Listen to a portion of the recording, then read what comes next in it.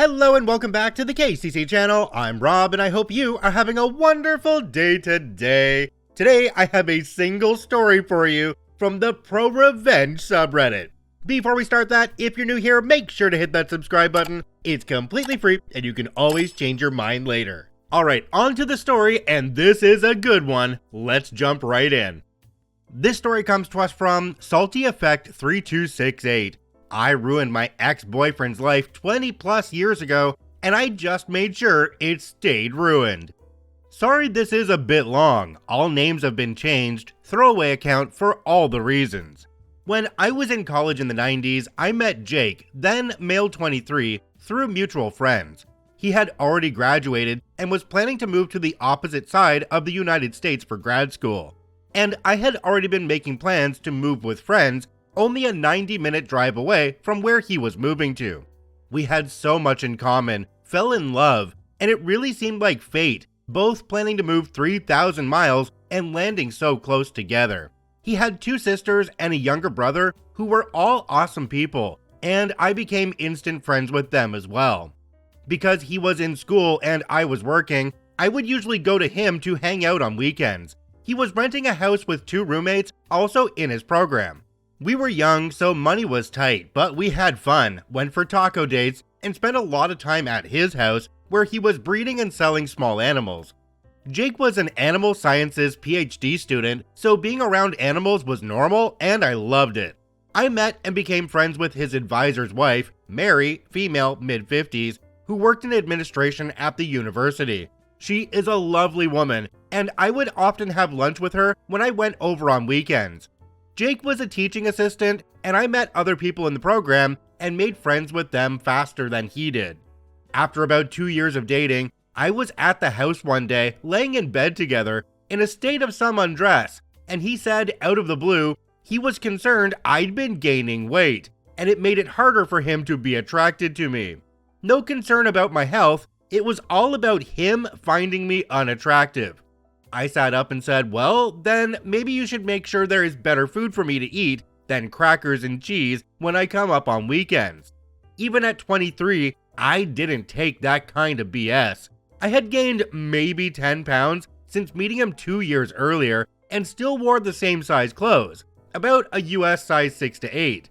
I wasn't going to engage in a fight about it after all. It was his problem, not mine. So I asked him calmly, so what is your solution to this? He stared at me blankly and said, well, I guess that you should try to lose weight. And I said, nah, I'm not going to do that. So what are you going to do about it? He said, well, I guess nothing. I wanted to let you know how I feel. And I said, cool, thank you, put my clothes back on, went to sleep, and drove home the next day as usual. We keep dating, and about 3 months later, he called me and said he wanted to break up after close to 3 years. The reason, and I quote, you don't know enough about science. He felt like he couldn't have a conversation with me about his work, where he didn't have to use common names for animals instead of scientific ones. I said, well, that's BS, what's the real reason? He said it was the real reason. He came to see me a month later to return something of mine, and I confronted him, demanding the real reason. He finally admitted he had been seeing one of his undergrad students, let's call her Meg, a 19-year-old. He was then 26 and her teacher. I screamed at him to leave. My roommate threatened to throw him off our second floor balcony if he didn't go, and he left. It hit me all at once after he walked out, and I went from rage to stunned laughter. I met Meg a few times, and at one point, she was at his house for a barbecue and spilled something all over her pants.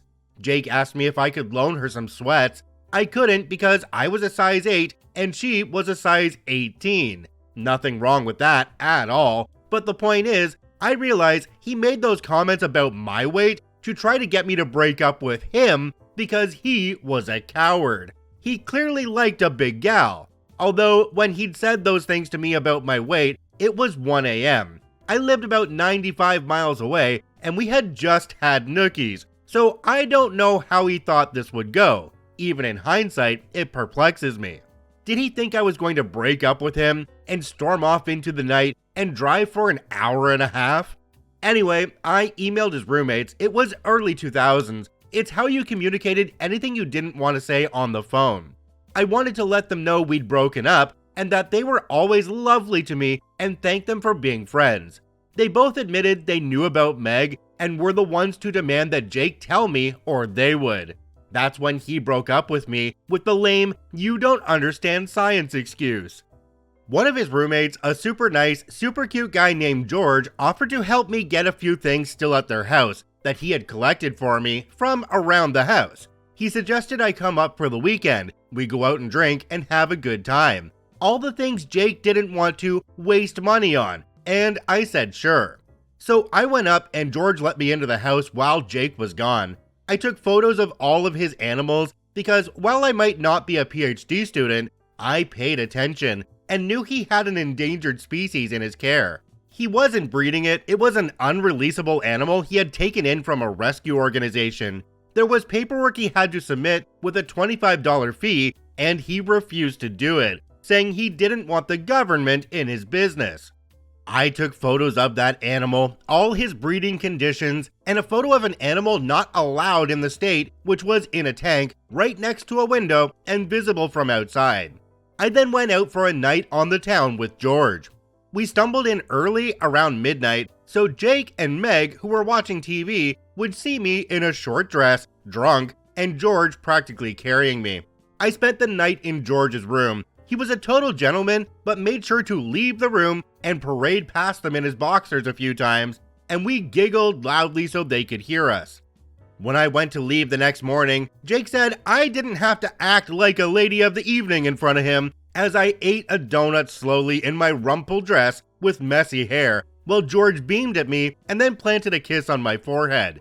Meg looked ashamed, not quite knowing where to look, as I said, "Have fun with my leftovers," and walked out.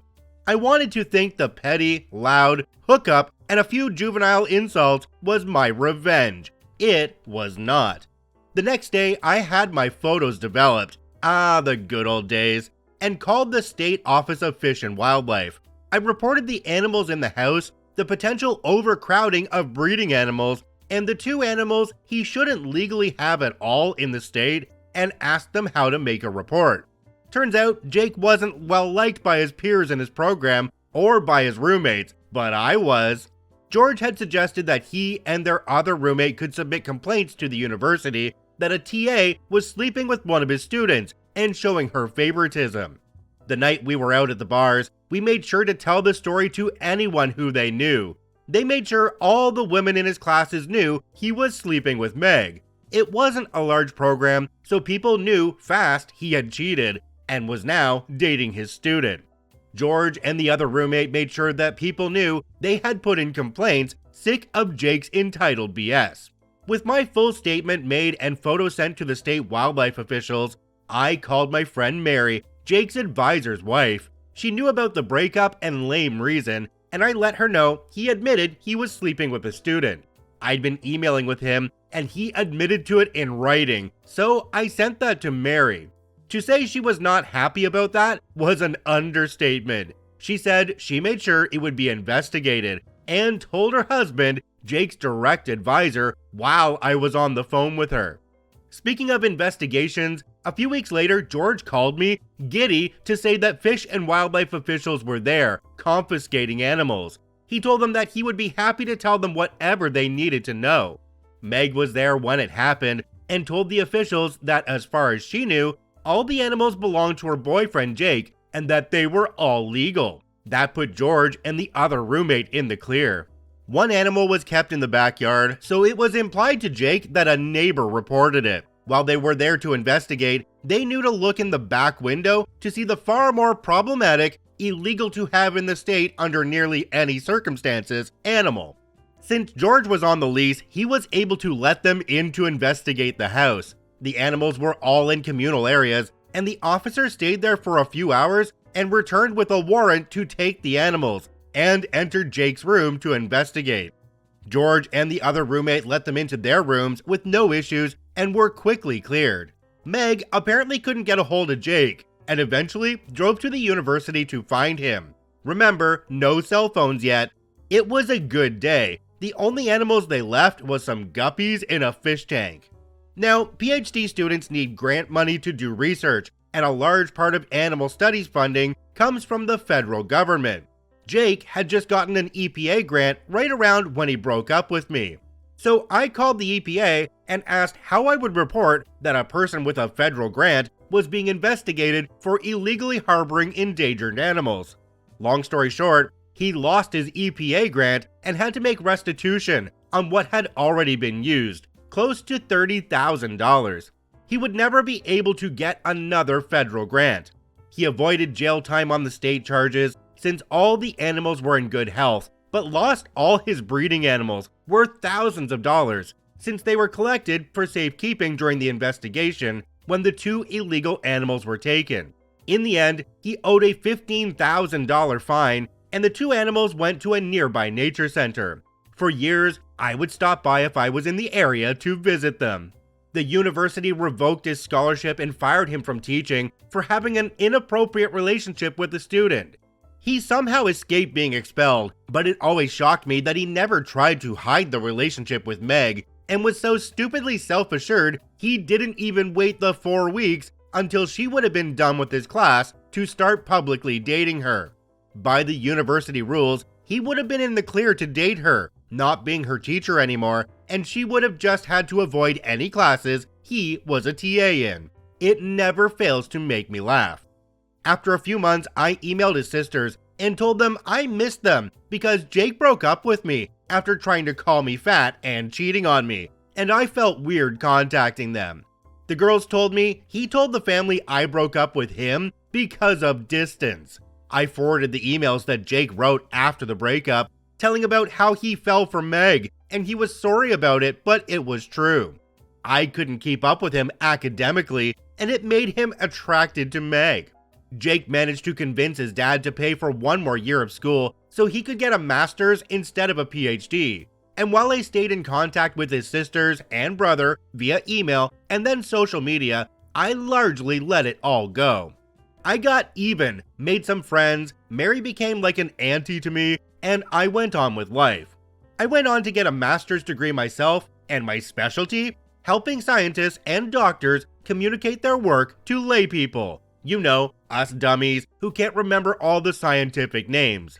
I swear it happened by accident, not design, but I love it, and I work with everyone from small-town doctors and nurses to pharmaceutical companies to museums and state and federal governments to film and TV producers.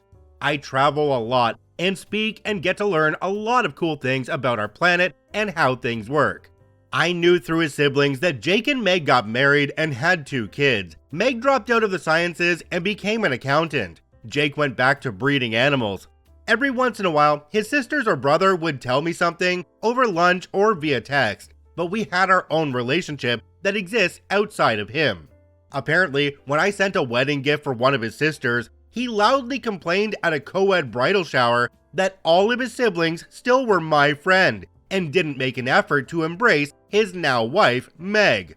Apparently, the sister just laughed and said, "I don't make it a habit to be friends with homewreckers." This is how Jake's parents found out how their relationship started and ours ended, 10 years after we broke up. Jake never found out I was behind reporting him to the state, and in the end, I didn't lie about a single thing, except maybe exaggerating a drunken makeout session with George, who is now a successful and tenured professor with a lovely wife and daughters. Fast forward about 20 years to a few weeks ago, I was at a university giving a lecture to a room of 250 undergrad and grad students. In the end, I was mingling with the students afterwards, and I hear a voice say, "Hey OP, long time no see," and I realize it's Jake, and I didn't change the expression on my face at all. I was completely shocked, and my instinct was to play dumb. So I said, "I'm sorry, help me out. Have we met at another workshop or lecture?" He looked incredulous and said, "It's me, Jake." And I said, "I can't place you, but I would love to figure it out." Finally, I gasped and said, "Oh my goodness, Jake, I guess I blocked you out." And said, "Well, lovely to see you," and moved on quickly when he tried to reach out and hug me. I was happy to leave it there, with the satisfaction of him seeing me as a guest lecturer in a science department of a major university when he was just in the audience. The department chair and faculty who had invited me to speak took me out to dinner, and while there, one of them said, "So you know Jake?" I said, "I did from over 20 years ago," being vague about how. She went on to tell me he had been there for an interview for a teaching position and had spent a few days there observing, and they were likely going to hire him. I couldn't control it. I scoffed. When they all looked at me, I said, "I'm sorry, I'm just shocked he's teaching after what happened at University X." They said, "What happened?" And I said, "He was sleeping with a 19-year-old student when he was 26, and he had to leave the program without a PhD because he couldn't afford to stay after losing his scholarship." The three people I was with all looked at each other like they knew they had a problem and said, "Wow, we'll have to look into that," and change the subject. My old friend Mary, retired a year or two now, but still friendly with her old colleges, called me this weekend to say a friend at the university let her know someone had called during a background check about Jake, and they pulled his file, which included being fired, leaving the program with a lower degree, and the complaint letters from over 20 years ago about his conduct. Mary's name had been on it, with her husband listed as the faculty advisor, so she thought she'd like to know. As a bonus, it had a copy of his arrest record for the illegal animals. I guess his dad had paid for a decent lawyer to get the record expunged after the charges were reduced, and he paid the fines, so it doesn't show up on a standard background check. I don't think he's going to get that job. So I will return to my life, content that the universe comes through sometimes, especially if you give it a little nudge now and then. The best revenge is when you don't have to do anything wrong, you just have to help direct knowledge to the right places. If there is anything I can impart to any young women and men reading this, as I shimmy happily into my now size 10 pants, it's that if someone who is supposed to love you complains about your weight or looks, that is their problem to fix mentally, not yours. And maybe it's time to check out what they're doing behind your back, or simply move on. Remember though, it is their flaw, not yours. If Jake hadn't been a coward and tried to make me break up with him, and just ended things with me in a mature way, I might not have found out about Meg and turned his own wickedness back on himself. Jumping down to the comment section on this one, there's one from a user called Different Nature 305. It says, "You're not going to get the praise you feel you're deserving of, sorry. This was 20 years ago. You're clearly unhinged, and I advise you to get some therapy." Another user below called AbracaFU said, "When I read the title I was thinking, he must have turned out to be a predator or something of that caliber. Cheating on you in the 90s with a woman over the age of majority while a dick move is not a crime, even if he was the TA. Your one night out with George is a fitting level of revenge. I'll be charitable and say that staying friends with his family is also within the realm of reason. Devastating this dude's entire life, ruining his career, and then continuing to do damage decades later after he has finally worked his way back up from the pulp you reduced him to is absolutely and unequivocally malevolent. This is some chaotic evil crap. Honest to God, I'm hoping this is a karma farm because it is utterly outrageous what you have done to him if this turns out to be real. Get over him, move on, stop interfering with his life, and get your own. If you were as happy and successful as you have suggested in this post, then you would not feel the need to engage in this totally asinine behavior. I don't know, I think all the revenge that OP got in the beginning was perfectly justified. He cheated on you, and you decided to ruin him for it. I can see that.